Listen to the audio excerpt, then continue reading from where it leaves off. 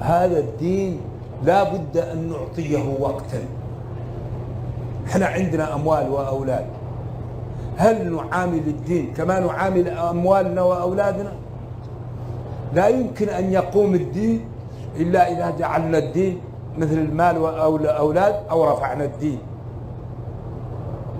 والإنسان ركب من نقص، وخلق الإنسان ضعيفا، وجعل أعمارنا قليلا، فرحمة منا ولطفا بنا جعل باب التوبة مفتوح، ومن نام يسامح، ومن نسي يسامح، ومن اضطر يسامح، وأعطانا مواسم للخير نعوض فيها قلة أعمالنا، ونعوض فيها تسلط يعني الشيطان.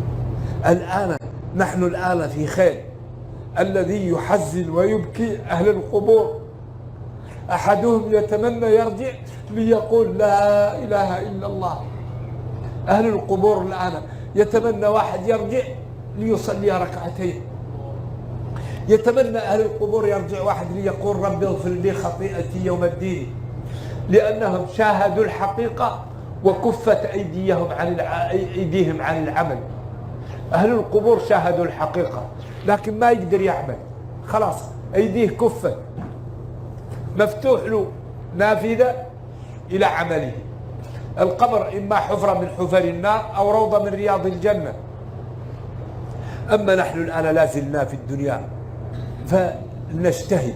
أول شيء نتوب من الذنوب، والتوبة معروفة. ثاني شيء ندعو لمن لهم حقوق علينا، عشان يوم القيامة إذا جاء يطالبك فإذا هو أنت دعوت له دعاء كثير رصيد يأخذ منه حقه ولا يأخذ من حسناتك.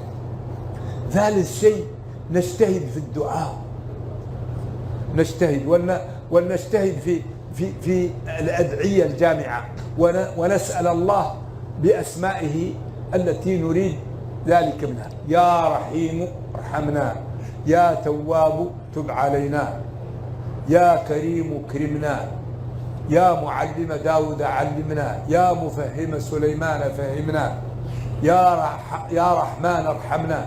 فكل شيء نريد نسأل الله بتلك الصفة.